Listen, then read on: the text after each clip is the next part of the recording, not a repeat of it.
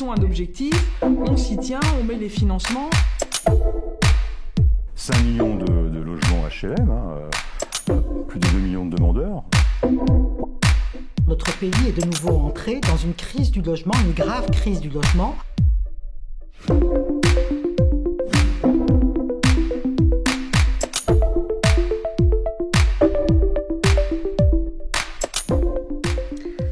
Bien, bonjour et bienvenue à tous. Nouvelle parole libre de l'AFPOLS dans les locaux de l'association et à votre intention.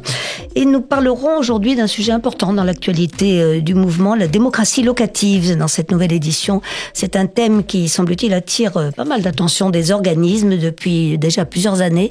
C'est d'ailleurs la raison pour laquelle probablement nous consacrerons un deuxième numéro, voire encore un autre, sur ce thème. Dans un article assez récent, quoique, de 2018 déjà, du bulletin de l'USH, plusieurs d'entre responsables des organismes proposaient déjà de renouveler les outils de la participation afin, je cite, d'aller vers les habitants et de faire avec eux plutôt que de faire pour. C'est une formule qui a bien fait le tour des uns et des autres et nous verrons d'ailleurs que dans l'histoire de la démocratie locative, avec notre invité, sous diverses formes, on peut parler comme ça de participation, les mots ont un peu changé avec le temps, mais qu'en fait, cette conception accompagne celle du logement social et depuis bien longtemps, dans un contexte de paupérisation des habitants que nous connaissons aujourd'hui, habitants du logement social, de réduction des soutiens financiers publics. C'est encore une autre manière d'évaluer cette situation et de parler d'un nouveau pouvoir d'agir. C'est encore un terme sur lequel nous aurons à revenir et qui sera un petit peu au cœur de notre questionnement. Voici donc nouveau pouvoir d'agir, comment peser sur les conditions du logement, d'existence aussi, pour les habitants, quelles sont les conditions du succès, faut-il aller encore plus loin, comment, avec quels obstacles à éviter, car il y en a. Conception donc paternaliste de la participation, c'est un des risques, crainte du conflit, c'en est un autre qui nous sont communiqués, contradictions, désillusions aussi parfois sur les résultats.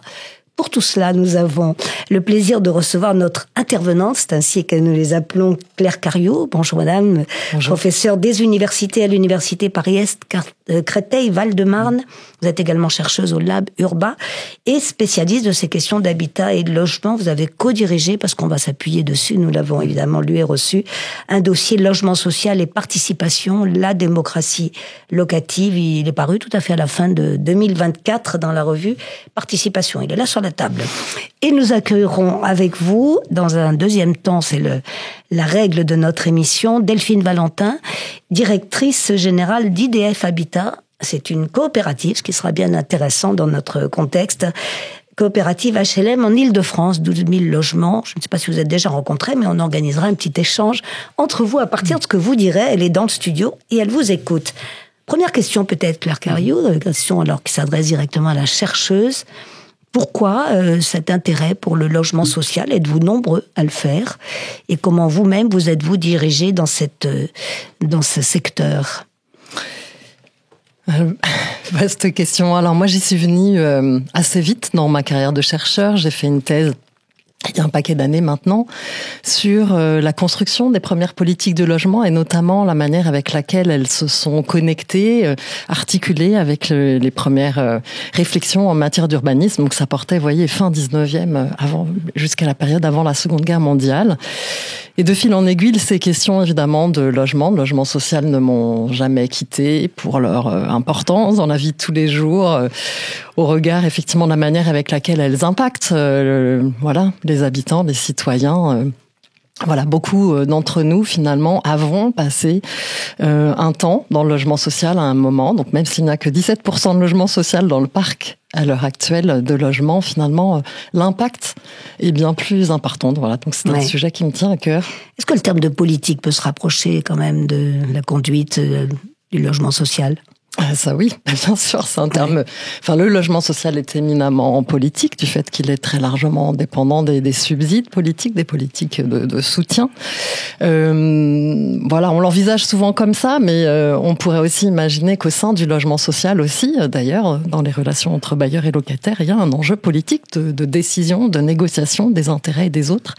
Et c'est en ce sens qu'on Et c'est ceux qui vous intéressent, comme on le voit dans ce cette dossier, revue, en tout cas, absolument. dans ce dossier que j'ai cité. Alors, il y a pourtant parfois un décalage dans la perception, effectivement, des politiques en direction du logement social et dans ce qui se passe en réalité. Il y a pas mal de chercheurs, quand même, qui travaillent sur ce domaine aujourd'hui, vous diriez? C'est un domaine qui tend à se développer dans la recherche ou qui reste encore assez modeste? Est-ce qu'on en a une idée, puisque nous recevons, beaucoup de chercheurs? J'ai envie de vous dire qu'il y en a de plus en plus, forcément. Ouais.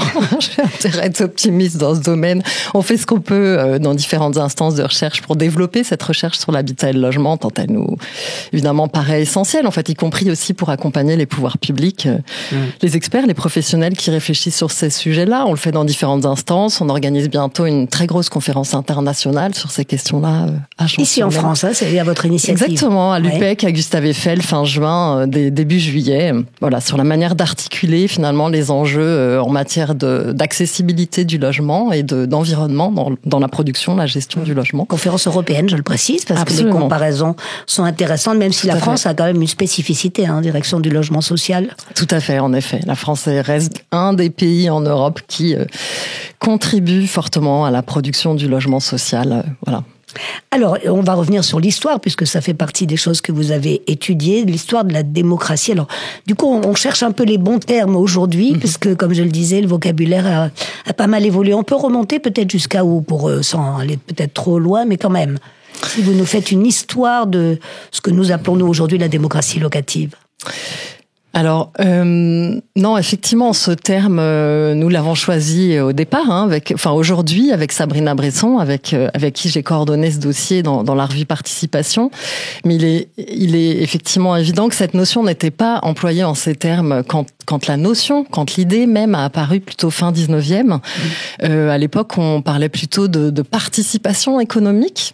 En revanche, il y avait déjà ce terme de participation, notamment à travers du dispositif des coopératives qui s'est installé finalement très très vite en fait avec la première loi sur le logement social en 1894 qui a instauré les SA mais aussi les coopératives. C'était dans un contexte finalement de très grande antagonisation entre les mouvements ouvriers et le pouvoir politique en place, dans un contexte où la République était très fragile et il y avait cette idée de donner finalement un pouvoir d'agir, on le disait pas comme ça non plus à l'époque, une capacité aux ouvriers de s'auto-organiser vis-à-vis des questions de logement, qui était effectivement un des points très difficiles de leurs conditions de vie à cette période d'urbanisation et d'industrialisation. Oui, donc c'est très important de se rappeler que dès le début, au fond de la création du logement social, on avait ce souci de social également, de trajectoire sociale qui s'adressait aux habitants en leur demandant d'y coopérer. Ensuite, les grandes étapes, où vous les situez-vous ?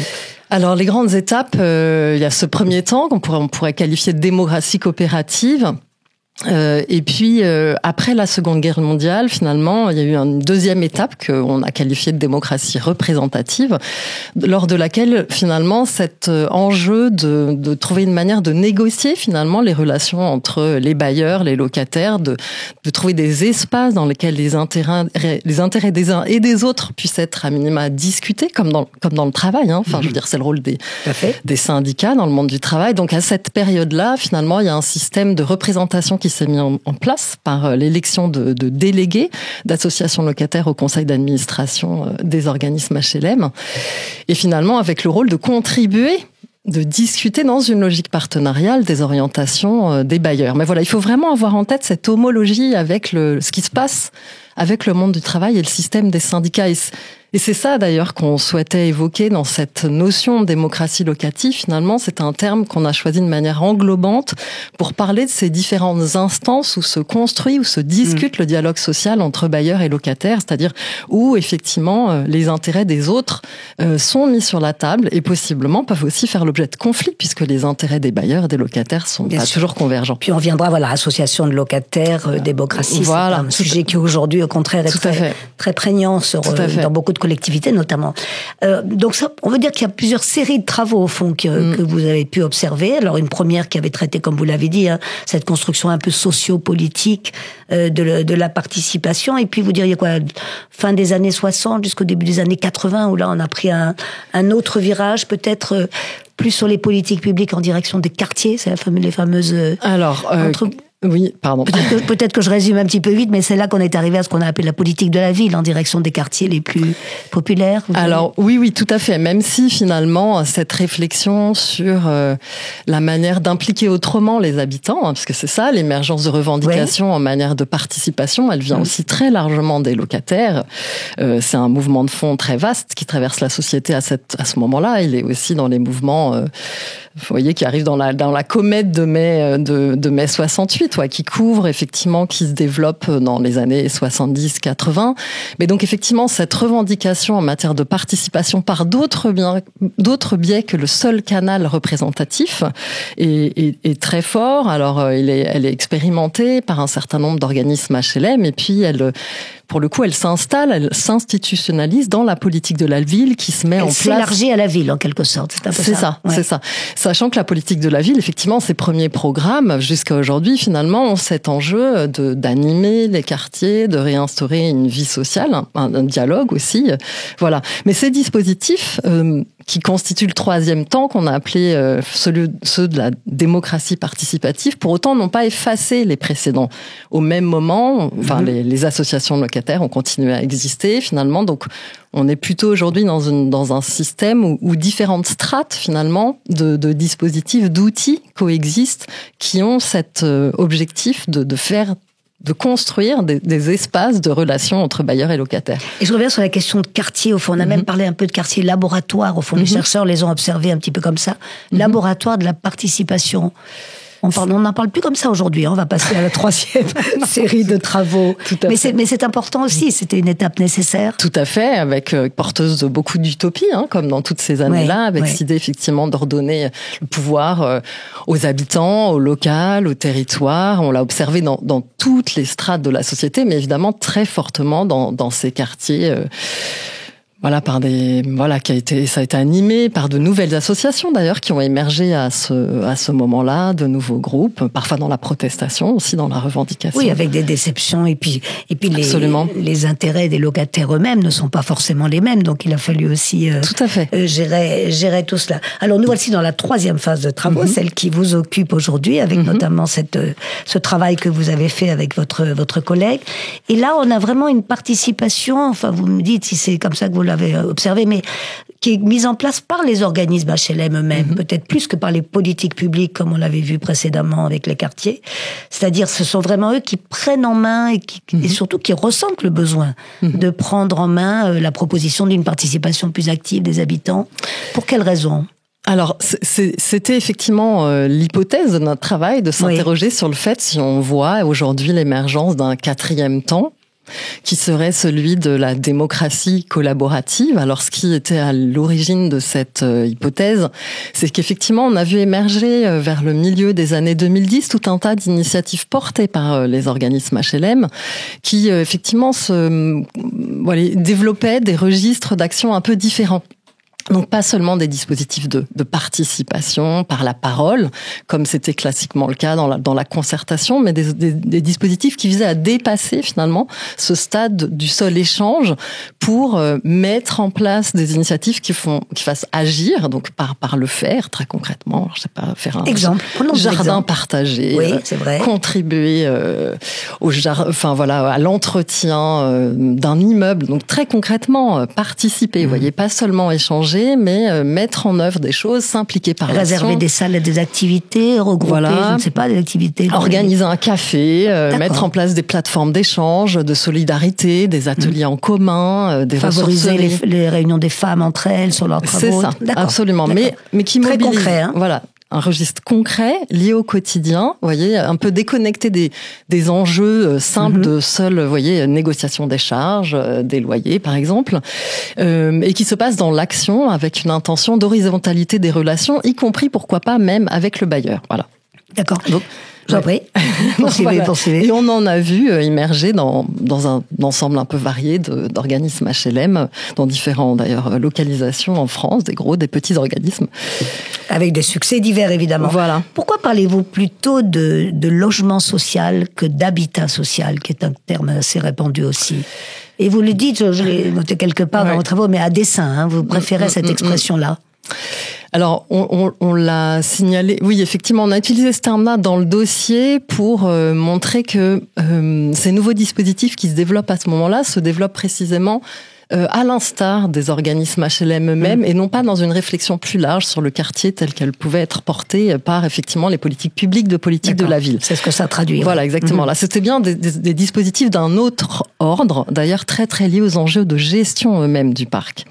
Donc toute notre question, c'était de savoir dans quelle mesure ces enjeux de gestion, effectivement, sont ressaisis par les organismes HLM comme un support de réflexion, d'action, pour faire émerger d'autres formes de dialogue avec les locataires. Il vous semble, Claire Cariou, qu'on est vraiment en ce moment à un moment un peu charnière et que quelque part, je vais aller peut-être un peu plus loin, les organismes n'ont pas le choix, quoi. Il faut aller vers cette démocratie locative.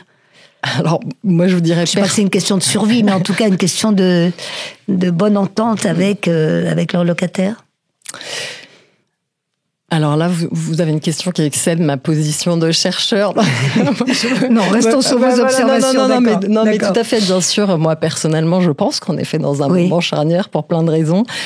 Parce que les organismes sont fragilisés, parce qu'ils sont financièrement, je veux dire très largement, parce qu'ils sont confrontés à des enjeux d'une ampleur, un peu inédite, les enjeux de réhabilitation, de vieillissement du parc, qui posent de paupérisation, on l'a dit tout à l'heure, qui reconfigurent en fait une part de leur mission sociale très fortement.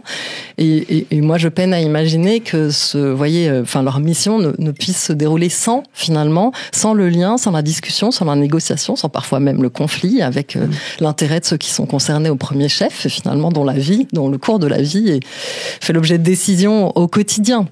Après, ça c'est ma position plus personnelle. On pourrait dire en tant que chercheur, on a été conduit à minorer notre hypothèse de départ, c'est-à-dire qu'en effet c'est un moment charnière. Est-ce que pour autant on est vraiment dans un moment où se reconfigurent ces formes de participation? Est-ce que vraiment ça crée des effets tout à fait différents vis-à-vis des locataires, tous ces nouveaux dispositifs? C'est tout à fait nuancé, c'est mitigé, c'est variable suivant les cas en fait. Voilà, y a pas. Est-ce que c'est variable suivant la taille de l'organisme ou est-ce qu'il y a d'autres raisons, plus de position géographique? Qui sont ceux qui n'y vont pas? On peut en dire un mot? Alors, je peux surtout vous dire qui y va, en fait. Oui, c'est mieux, c'est peut-être plus positif. Voilà, exactement. En fait, ceux qui y vont sont ceux qui sont en général portés par une philosophie très forte en matière d'action sociale. Alors, sans vouloir citer des noms, parce que l'idée n'est pas de donner des bons et des mauvais points, mais Emmaüs, par exemple, clairement, on a vu effectivement s'engager dans ce type de dispositif. Plus de curiosité pour le dispositif, plus d'élan. Plus de volonté. Voilà, c'est au cœur de la stratégie de l'organisme. Ça peut même se traduire assez directement dans l'organigramme de cet organisme.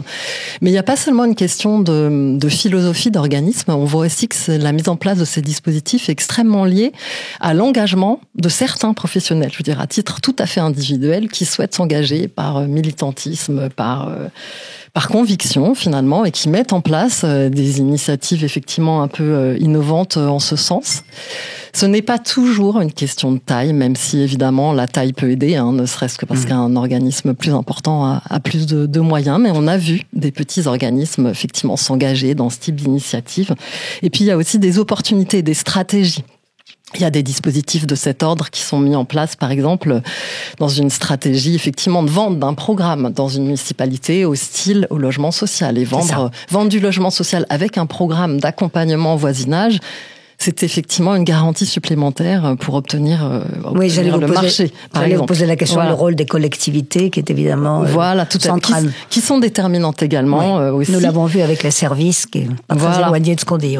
Tout à fait. Ou alors, on a vu un autre cas, par exemple à Marseille, d'un nouveau quartier, sorti un peu dans un endroit sans service public, sans service urbain, et où finalement la mise en place de dispositifs participatifs avec des plateformes d'échange, de solidarité, vient comme compenser, anticiper l'arrivée future de services publics. Donc vous voyez, il y a aussi des stratégies, des moments, des opportunités qui sont propices à l'émergence de ce type de dispositifs. D'accord, merci pour ces exemples, c'est important. Alors, on l'a dit, beaucoup de domaines sont touchés, vous avez parlé des jardins partagés, mais ne serait-ce que le vocabulaire, on parle de cher voisin, on parle de voisin malin, on parle de fraveillance, je ne sais pas très bien ce que ça veut dire, mais ça existe ce terme. Oui.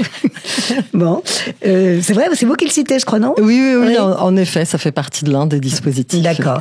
Marésidence.fr, puis l'habitat participatif, et on voit bien que le rôle, c'est aussi de lutter contre la paupérisation, l'isolement, le vieillissement, ça fait évidemment partie des sujets, ou bien peut-être l'affaiblissement aussi des associations de locataires. On va y revenir avec notre discutante qui vous écoute, mais il y a aussi cela, hein, c'est pas toujours facile non plus d'aller vers le locataire, il est pas toujours volontaire pour le faire. Non, c'est vrai. D'ailleurs que oui. Ouais, c'est un constat qui... Absolument, mais personne... des obstacles, en tout cas. Voilà, personne d'entre nous n'a forcément envie de s'investir dans son quartier. Je veux dire, je pense que c'est une remarque qu'on peut tirer de n'importe quel habitant, à vrai dire.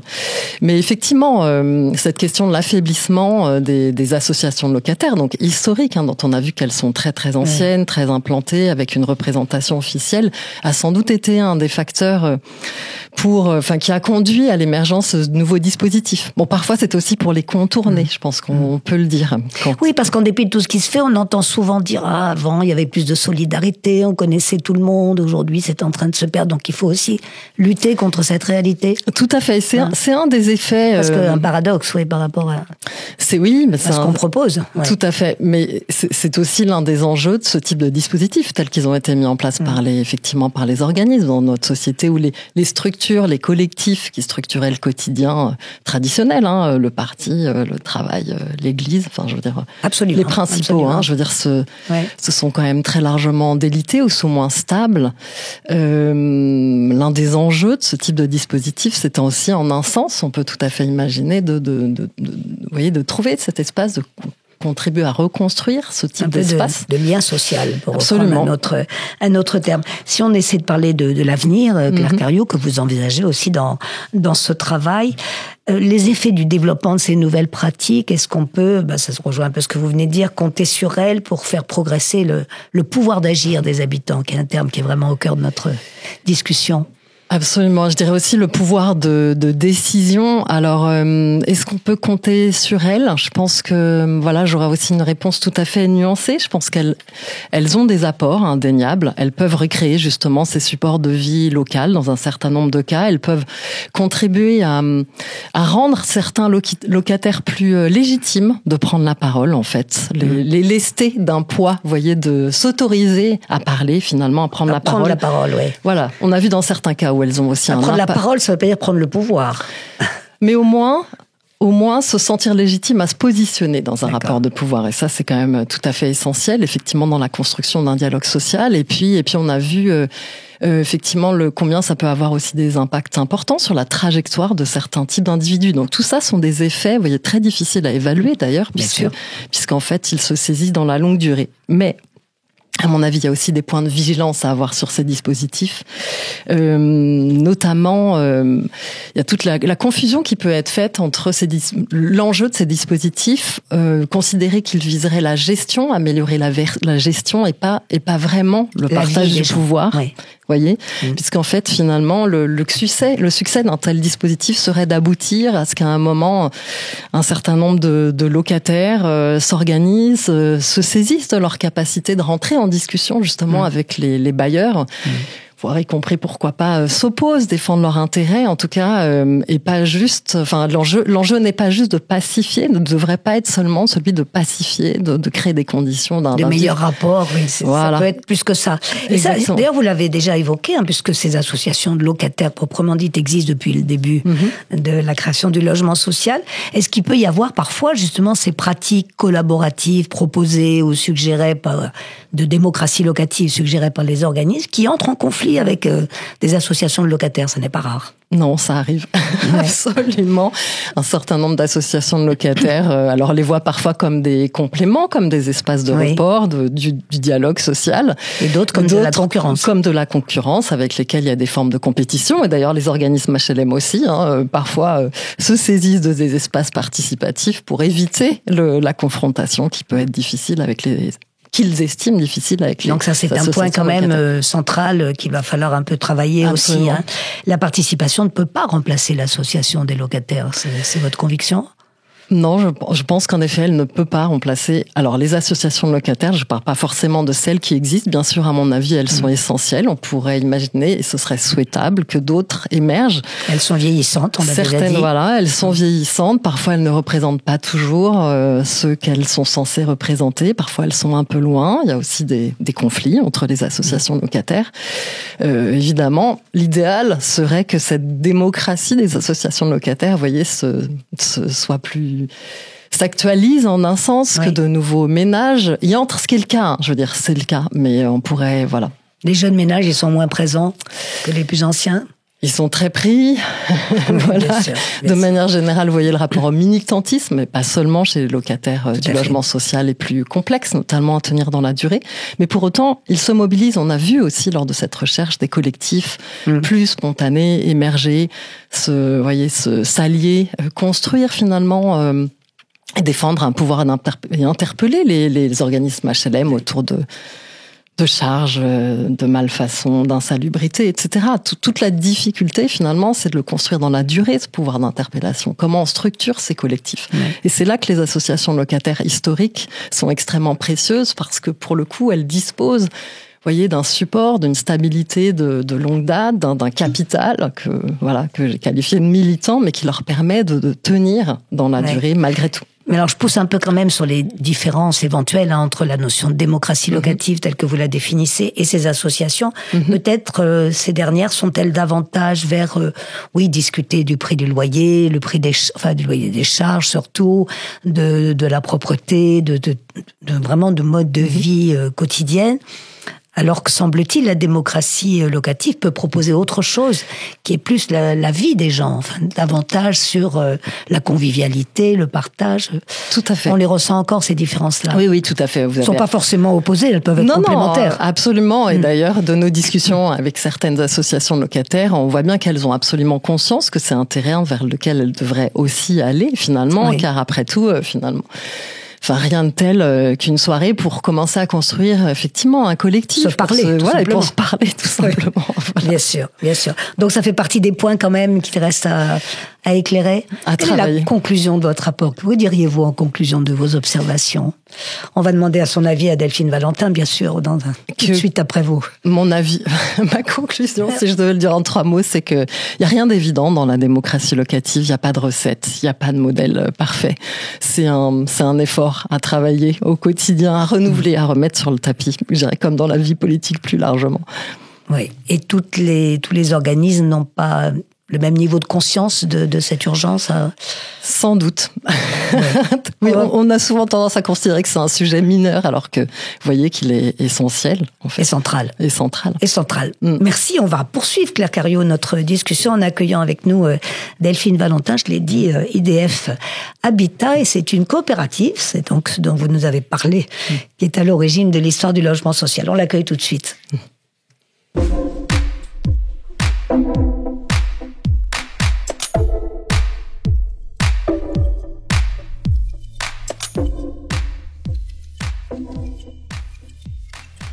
Nous parlons donc aujourd'hui de démocratie locative et nous avons vu avec notre invité Claire Cariou, professeure des universités à Paris-Est, Créteil, Val-de-Marne, qui est chercheur également en Lab Urba. Nous avons vu que ce terme avait bien évolué au cours du temps et nous avons également bien pointé les différences et les urgences et les différences également associations de locataires, démocratie locative, comment tout cela peut être mis en musique ensemble, pas toujours simple, hein, comme elle nous l'a dit, mais quasiment indispensable si on vous a bien entendu, Claire Cariou. Alors vous êtes rejointe par Delphine Valentin, que nous saluons, notre discutante aujourd'hui, directrice générale d'IDF Habitat, là d'où nous rentrons dans la pratique. C'est une coopérative HLM qui est en Île-de-France, 12 000 logements, c'est bien cela? Oui, c'est Delphine Valentin, voilà. Et vous nous avez écouté, Claire Cariou avec attention, donc je vous laisse faire vos premiers commentaires et éventuellement vos premières questions sur tout ce qu'elle nous a expliqué à partir de ses recherches et qui sont toutes à retrouver d'ailleurs dans l'ouvrage Participation, logement social, participation, démocratie locative en question. On va mettre les références sur le site, hein, c'est chez Debuck, oui. Et vous l'avez publié avec Sabrina Bresson. Voilà, à vous Delphine Valentin, vos premiers commentaires sur ce travail. Merci. Déjà, merci pour cet exposé parce que c'est très intéressant. Nous qui sommes, comme je dis nous, les bailleurs sociaux qui nous sommes confrontés effectivement à la relation locataire, au-delà de la question de la participation, ça permet de se positionner un petit peu dans ce qui s'est fait depuis la création du logement social. Donc merci beaucoup, c'est très intéressant. Les premières réflexions que j'ai, c'est qu'effectivement le logement social est au cœur de beaucoup d'évolutions de la société en général, qui fait que nous nous posons beaucoup de questions sur notre rôle, au-delà du rôle de gestion locative, de constructeur aussi, puisqu'il ne faut pas oublier qu'on est constructeur, mais de gestion locative. Et au cœur de cette gestion locative, le locataire. Nous, ce qu'on a pu constater ces dernières années, quand même, c'est qu'il y a un recul on va le dire un peu comme ça, de la solidarité entre les locataires, ou en tout cas de la connaissance et de l'entraide au sein des résidences, et qui est peut-être corrélée aussi dans la société en général ou dans les collectivités, à une baisse du service public, en tout cas des baisses de services publics de proximité. Et puis globalement, je trouve pour ma part une augmentation de l'individualisme dans une société quand même ultra-libérale et qui pousse au retranchement et à concevoir sa vie, ne pas trop regarder, en tout cas essayer de s'en sortir dans la société telle qu'elle est faite aujourd'hui, donc se retrancher un peu sur soi-même. Et en fait, on est un peu au cœur de tout ça, puisque il est très difficile de concevoir la relation locataire sans avoir cette analyse-là, parce que les salariés aussi eux-mêmes sont confrontés sur le terrain à des positionnements de locataires qui sont parfois difficiles, même souvent difficiles, même si globalement les locataires sont plutôt quand même gentils, et notamment dans les difficultés qu'ils peuvent rencontrer au sein de leur logement.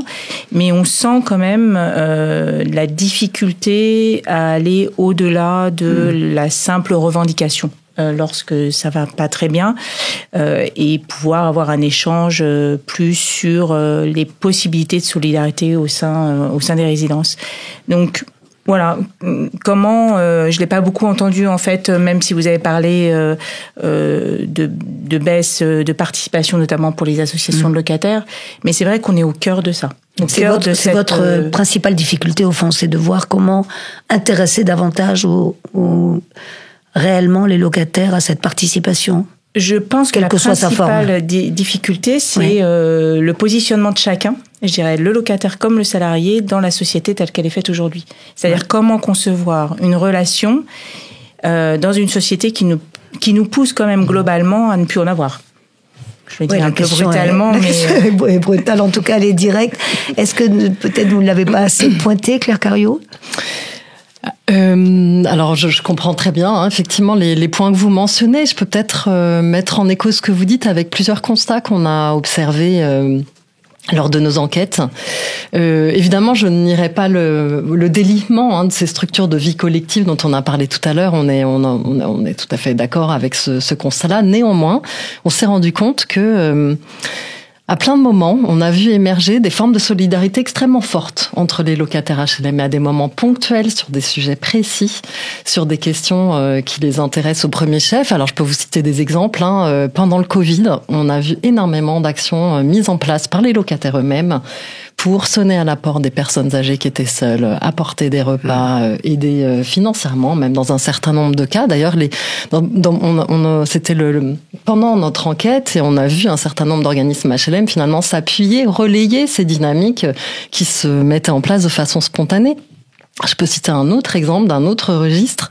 Dans les Hauts-de-Seine, on a vu au même moment un dispositif de concertation qui peinait à démarrer sur le choix de la couleur de l'escalier lors de la réhabilitation de l'immeuble, et des locataires, pas exactement les mêmes, se mobiliser pour faire une pétition pour des enjeux de sécurité, notamment dans l'usage du parc public. Et là, tous les habitants de leur résidence ont signé. C'était une résidence très importante, c'est pour vous dire que c'était pas juste 5 signatures, c'était un ensemble conséquent de signatures. Donc vous voyez, je pense qu'il y a matière à nuancer, c'est-à-dire il y a néanmoins des formes de solidarité, il y a des formes de revendication, il y a des formes d'émergence d'une parole collective qui peut émerger dans un certain nombre de cas, y compris des formes de plus conviviales. Tout l'enjeu, c'est sans doute en effet de construire ces modalités de dialogue, de pouvoir entrer en interaction avec ceux qui portent ces dynamiques. Si je pose la question à mon tour, peut-être de manière plus brutale, à Delphine Valentin, est-ce que cela veut dire que les organismes eux-mêmes ne ciblent pas toujours les réels besoins des locataires? Là, vous venez de citer l'exemple de Covid, c'était une situation particulière, mais au fond, est-ce que ce n'est pas l'organisme qui fait des propositions qui ne sont pas adaptées aux attentes? Alors, je ne le dirais pas comme ça, parce que je pense que... J'ai bien dit que ma question était un peu provocante. Évidemment. Ça peut être le cas parfois, mais je ne le dirais pas comme ça, parce que là, on est sur deux registres différents. Il y a le registre qui est le nôtre, c'est d'entretenir les résidences, on va dire très rapidement, qui n'est pas que celui-là, mais globalement, gérer le bail et entretenir les résidences. Et il y a les registres qui sont à côté, qui font partie intégrante de la vie des gens et qui peuvent être importants pour les résidents, mais qui ne sont pas notre compétence théoriquement. Théoriquement. Je dis bien théoriquement. Donc effectivement, je suis d'accord, il y a des solidarités qui peuvent émerger sur des problématiques précises et à des moments précis. Pas toujours quand on le souhaiterait d'ailleurs. Parfois, on donne la parole lors d'une réhabilitation et personne ne la prend, ou très peu. C'est très, très intime, on va dire. Donc, on fait avec, mais c'est vrai qu'on aimerait plus. Donc, je pense que c'est ce que je disais par rapport à la baisse des services publics. C'est-à-dire qu'à un moment donné, toutes ces solidarités, le service aux personnes âgées, les problématiques qui peuvent se situer sur des temps précis comme le Covid. On a des collectivités qui se sont mobilisées dans les résidences sociales et autres, en travaillant avec les bailleurs notamment pour apporter du bien-être supplémentaire aux locataires dans ce cadre-là, ou de la solidarité, ou même avec des associations de locataires d'ailleurs parfois, ça se maillait comme ça, mais dans le quotidien c'est vrai que c'est plus compliqué. Bien sûr. Vous dirigez une coopérative, on l'a signalé, IDF Habitat, dans évidemment la très grande région parisienne où il y a des bailleurs importants, puissants et qui ont évidemment un nombre de logements bien supérieur. Qu'est-ce qui fait la différence avec une coopérative? On a dit, Claire Cariou nous a dit qu'elle a toujours existé, le mode coopérative. Qu'est-ce qui fait la différence encore aujourd'hui dans le contexte que vous venez de décrire? Les coopératives sont censées mettre le locataire au cœur de leur politique, puisque les locataires sont coopérateurs. Alors, je dis sont ou peuvent devenir coopérateurs parce que pour la plupart des coopératives locatives, les grosses coopératives locatives qui ont émergé ces derniers temps, l'enjeu justement est de faire en sorte que les locataires déjà là puissent devenir largement coopérateurs. Pour vous donner un petit ordre d'idée, aujourd'hui nous avons 5% de locataires coopérateurs avec 12 700 logements. L'enjeu est important, donc on y travaille, mais il est vrai que le modèle... Ça veut dire que vous n'arrivez pas à en avoir davantage? C'est pas qu'on n'arrive pas à en avoir davantage, c'est qu'il y a un enjeu particulier à faire en sorte que les locataires deviennent coopérateurs. Il faut aller vers eux, il faut leur donner envie, il faut leur démontrer pourquoi c'est intéressant pour eux de devenir coopérateurs. Nous sommes, c'est récent qu'on s'est retransformé en coopérative en 2018, donc la question de changer un petit peu aussi de paramètres, se dire on est coopérative, donc notre modèle dit le locataire est au cœur de notre politique en devenant coopérateur. C'est en devenant coopérateur qui participe à la vie de la coopérative, donc qui prend aussi des décisions, il prend une part du pouvoir. C'est un enjeu et qu'il faut construire. Voilà. D'accord. C'est une forme plus souple aussi. Claire Cariou, un commentaire sur ces différences coopératives ou organismes plus large, plus... Oui, en effet, les coopératives, elles visent ce principe, historiquement, en tout cas, de rendre les coopérateurs, acteurs, finalement, de leur organisme, puisqu'historiquement, c'était, dans les coopératives, il n'y avait que des coopérateurs, qui finalement mutualisaient économiquement des fonds pour pouvoir emprunter à la Caisse des dépôts et construire. Donc, il y avait un pouvoir de décision direct. Après, avec le temps, on a vu, en Europe, de la même manière, que beaucoup d'entre elles se sont institutionnalisées, elles ont grossi et finalement le rapport à la sphère de décision s'est très largement dilué ce qui aussi a fait perdre le sens de la coopération.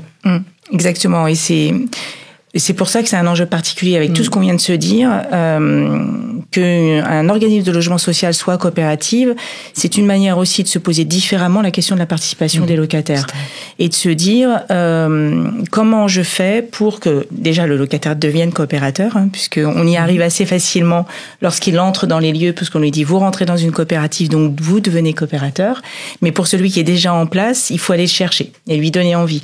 Donc ça repose cet enjeu de la participation, de la démocratie locative. Après, jusqu'où on va? Aujourd'hui, une coopérative, c'est 3 collèges obligatoires, donc les collectivités, le salarié, qui peut devenir aussi coopérateur, enfin qui doit même devenir coopérateur, et le locataire. Comment on fait avec ces 3 entités pour faire en sorte de partager le pouvoir? On parlait de partage de pouvoir tout à l'heure. Pour notre cas, pour donner un exemple, les locataires ont 25% des droits de vote en Assemblée Générale, ce qui n'est pas rien. Nous avons donné également 15% aux salariés, ce qui est le maximum permis par la loi. Donc, on leur donne une part significative de pouvoir de décider à l'Assemblée Générale. Ceci dit, une Assemblée Générale, c'est 1 fois par an. Donc, comment on leur donne envie de venir? Et comment on les suit toute l'année, etc. Prenez peut-être un exemple, si on est d'accord, Claire-Cariou, de Delphine Valentin, de ce qui se fait en interne, quel type de proposition. Je sais qu'il y en a une, c'est la question du courrier, qui revient assez souvent, le passage au numérique. Est-ce que c'est un exemple qui vous paraît... Alors, c'est une bonne illustration, peut-être vous en avez d'autres, mais de ce qui se passe, parce qu'on a pris quelques exemples tout à l'heure. De ce qui pourrait se passer, j'ai un exemple de en ce tête. Qui pourrait, ce qui pourrait se passer, ça n'a pas à voir avec le modèle en tant que tel coopératif, mais ça a à voir avec le fait de mettre le locataire au cœur. C'est ça. C'est que par exemple, aujourd'hui avec le numérique, on dématérialise tout, donc on dématérialise aussi les avis d'échéance. Et à IDF Habitat, parce qu'on souhaite mettre le locataire au cœur de toutes nos décisions, on s'est dit comment on travaille avec cette transformation à la fracture numérique. Et comment on se dit, le locataire a le droit de décider. Et on s'est dit, le locataire aura le droit de décider, c'est-à-dire celui qui ne voudra pas recevoir son avis d'échéance par voie numérique, ou celui qui ne peut pas, ça c'est la fracture numérique, il ne le recevra pas par voie numérique. Et il aura son courrier comme il a toujours eu. Il aura son courrier comme il a toujours eu, ce qui n'est pas le cas chez tous les bailleurs. Et je pense qu'un bailleur qui souhaite mettre le locataire au cœur, il doit toujours avoir cette position de locataire, ou en tout cas leur demander, là pour le coup on leur a pas demandé, mais on a décidé que ça serait comme ça. C'est le conseil d'administration, le conseil d'administration de la coopérative qui l'a décidé. Et donc je pense que c'est ça qu'il faut faire. Alors, soit le décider parce qu'on pense que c'est la bonne décision, mais le mieux c'est de leur demander leur avis quand même. Voilà une bonne illustration, Claire-Cariou, me semble-t-il. Oui, tout à fait. J'aimerais bien assister à vos conseils d'administration pour voir comment ça se passe. En effet, ce serait intéressant. Je me disais en vous écoutant que on peut sans doute pas attendre de tous les locataires, évidemment, qu'ils s'investissent, qu'ils s'engagent dans ce type de dispositif, de même que chacun d'entre nous ne s'engage pas forcément dans son comité de quartier ou dans les instances locales de décision. Et c'est l'enjeu, j'imagine, la difficulté à laquelle vous êtes confrontés. Mais peut-être qu'il faut pas en faire un objet de déception ou de désillusion, de considérer que c'est finalement le cours de cette démocratie locative et s'appuyer sur ceux qui sont prêts à y aller. De même que, oui, je repensais aussi en vous écoutant, l'homologie est tout à fait valable dans le monde du travail, dans les syndicats. Tout le monde n'est pas syndiqué. Pour autant, les quelques travailleurs syndiqués qui sont là font un travail qui bénéficie à tout le monde, en fait. Voilà. Absolument, mais vous avez dit quelque chose tout à l'heure qui m'a interpellée. Vous avez dit aussi, il y a l'engagement particulier du professionnel. Et ça, moi, j'y crois beaucoup. Je pense que,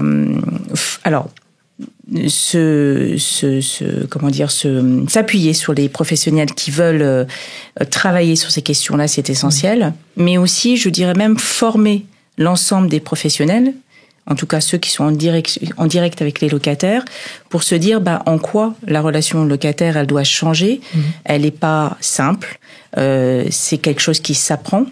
Comment je fais participer, pour quelles raisons, avec quel enjeu, à quel moment.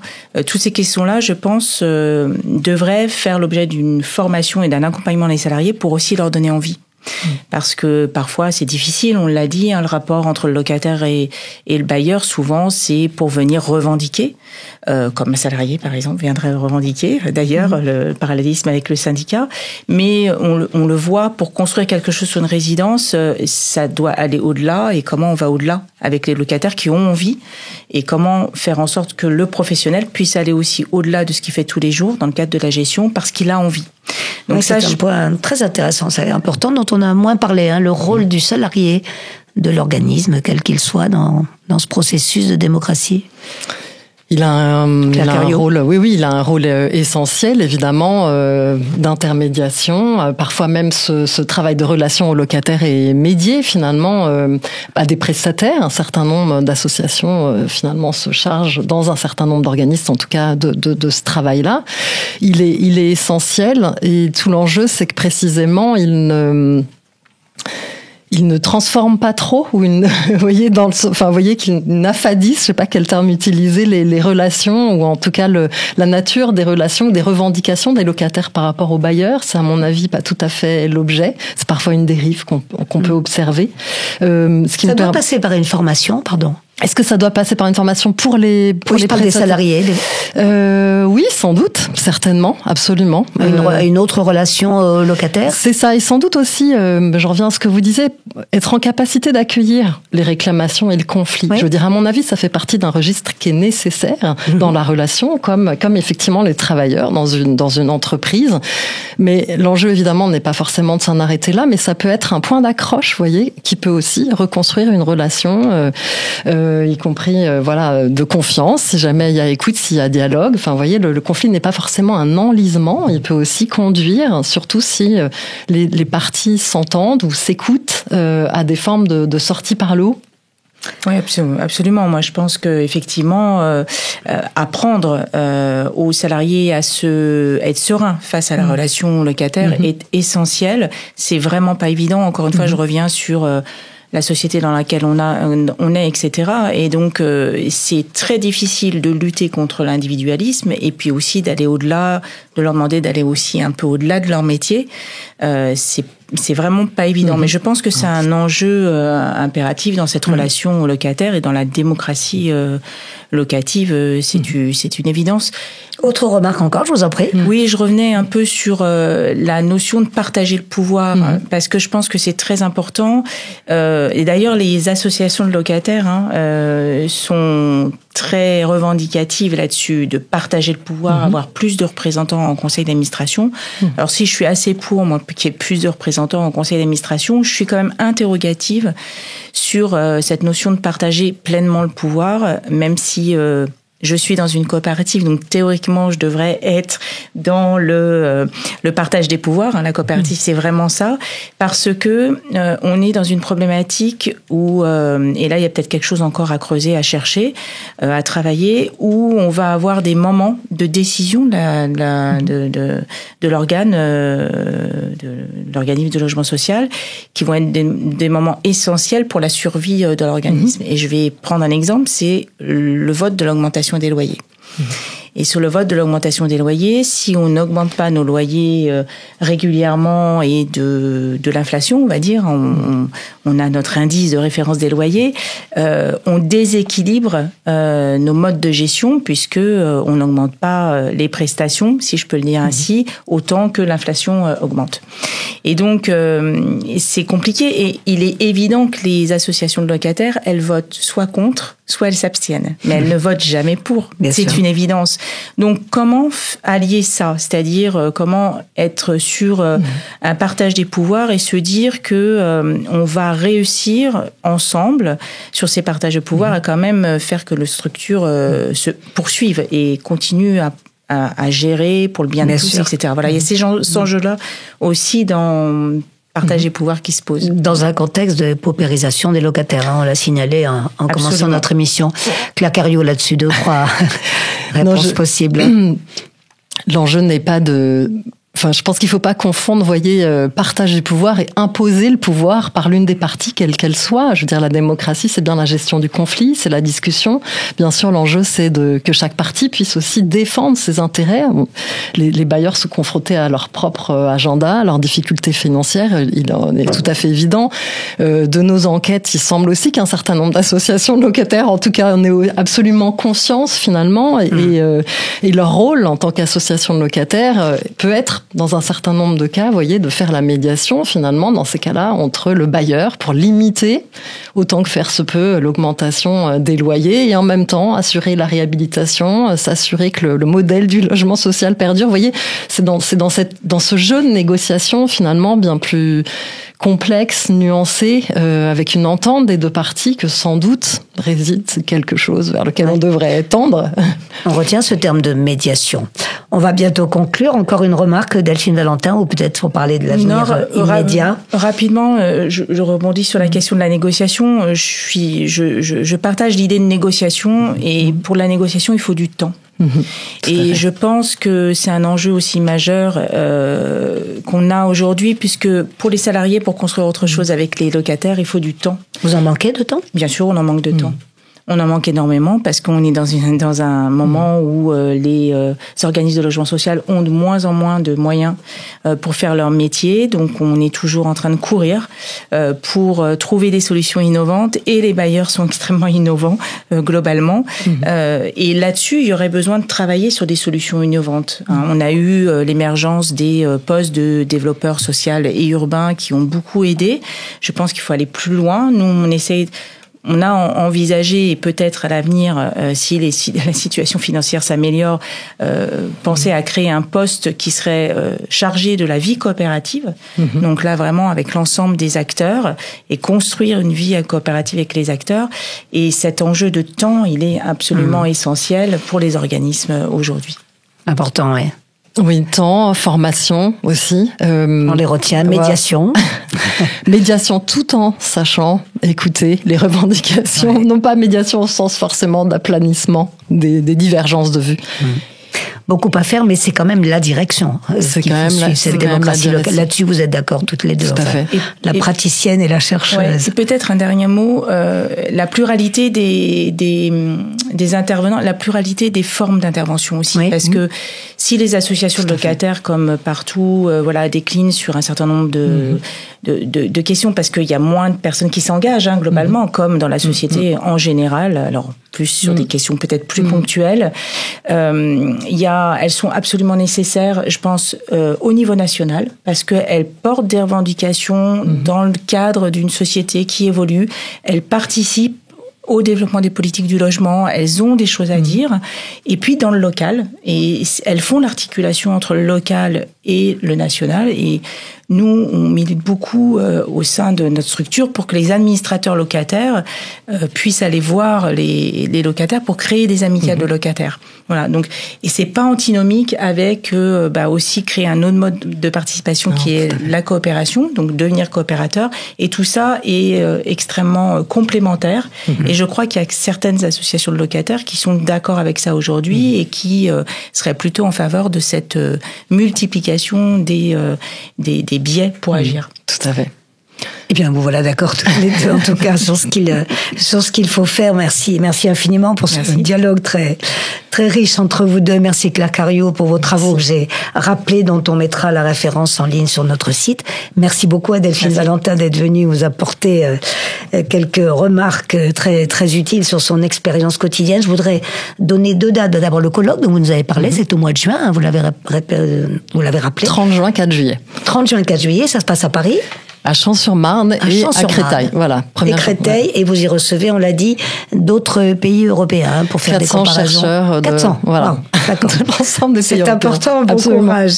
Et merci aussi à Delphine Valentin. Je voudrais rappeler, puisque nous l'avons dit en commençant, que cette démocratie locative, donc gros sujet pour les organismes en ce moment, on l'a bien vu, nous poursuivrons cette réflexion avec une autre émission qui devrait être fort intéressante sur la place des habitantes dans le processus participatif collaboratif. Les femmes qui jouent un rôle majeur, est-il besoin de le rappeler, mais souvent méconnu ou minoré, est-il encore besoin de le rappeler aussi? Merci à toutes les deux. Merci beaucoup. Merci. Et à tous, à la prochaine émission.